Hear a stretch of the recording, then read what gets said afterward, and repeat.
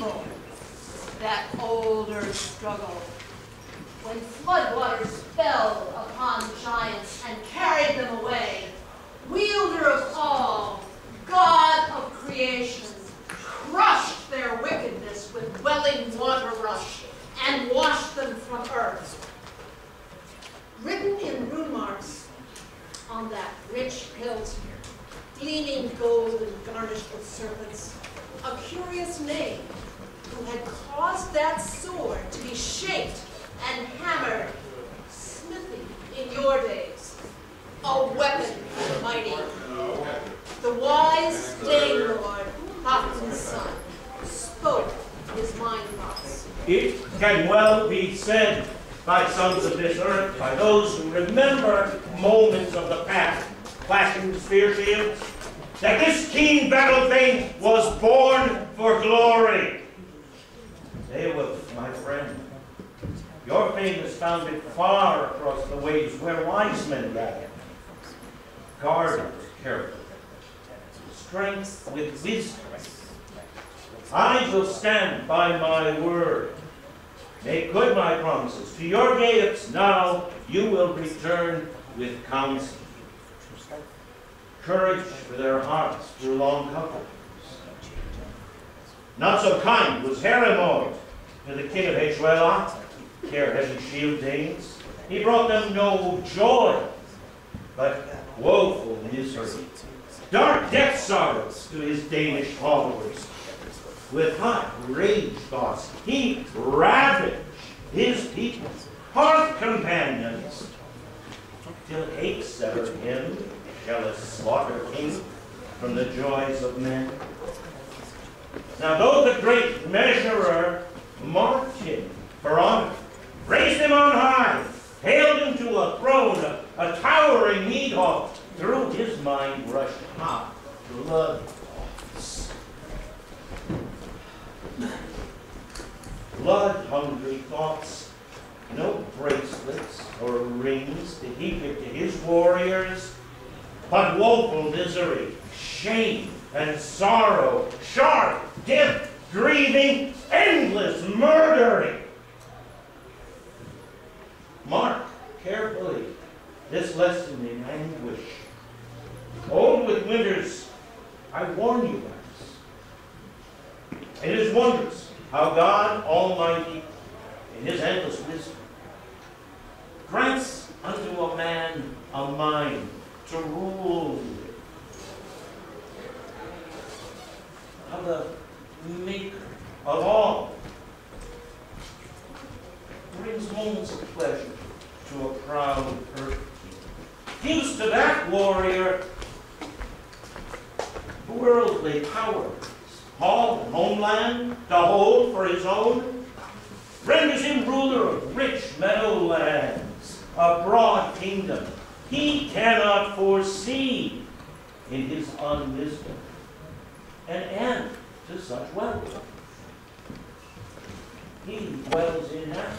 No hindrance bothers him, no ailment or age or evil reckoning darkens his mind, no deep serpent thought agitates his heart, but the wide world bends to his will. Welcomes him with gold, till high thrown thoughts throng in his mind, gather in his head, then the guardian sleeps. Soul's work. It slumbers too long, and the silent slayer slips close to him, shoots with his bow baleful arrows deep into the heart. The shafts strike deep, no armor withstands. That quiet marksman, cold, mind killer. But long he has held, too little contents him. Greed grapples him. He no longer gives gold-patterned rings, reckons no ending to borrowed treasure years, bright earth fortune given by God, the great measurer. The last of splendor slips into darkness. That loaded king body cracks on the pyre, swirls away into smoke. Soon another one steps to the gift throne, shares his gold hoard, turns that treachery into trust and reward. Guard against life, Beowulf, beloved Beowulf, best of warriors, win for your soul eternal counsel. Do not care for pride, great Juilane. The glory of your strength will last for a while, but not long after. Sickness or spear point will sever your life, or the fire's embrace, or the flood's welling, or file hard sword, or flight of spear, or bane-bearing age. The brightness of your eye will dim and darken. Destiny is waiting, and death will take you down below the earth. I have held the Juilane for half a century, ruled them under heaven, harbored them from war against many a people on this proud earth yard.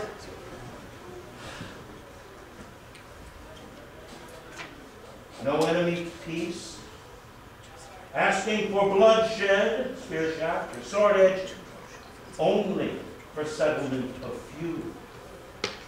And then my homeland, happiness departed.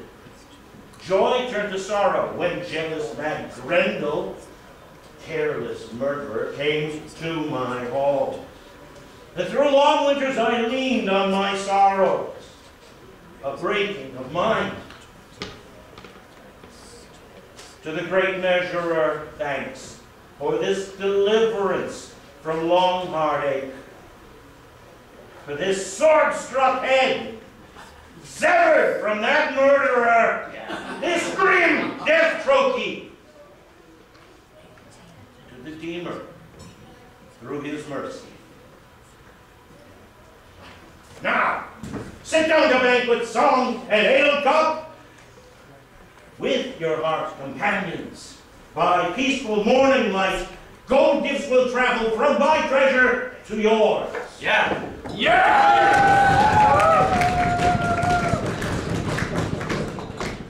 Beowulf was gladdened by those bountiful words.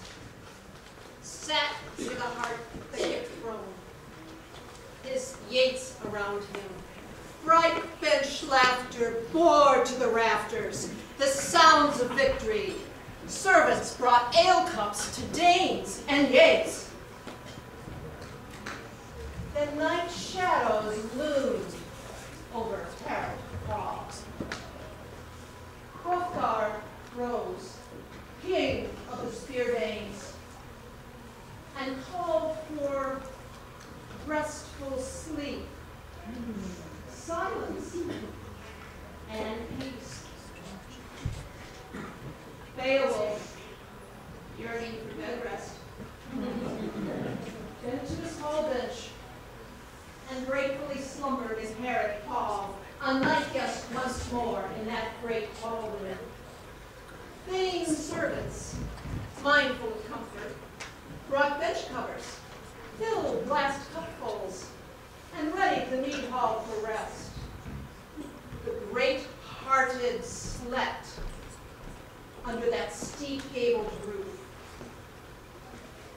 Yates and Danes slept till bright, black, shining raven raised morning gray, a lifting darkness, banishing night creatures.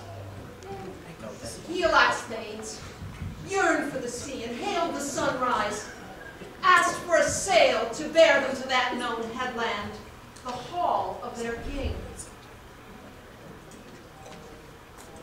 Their hero commanded Hrunting to be born to Glyndwr.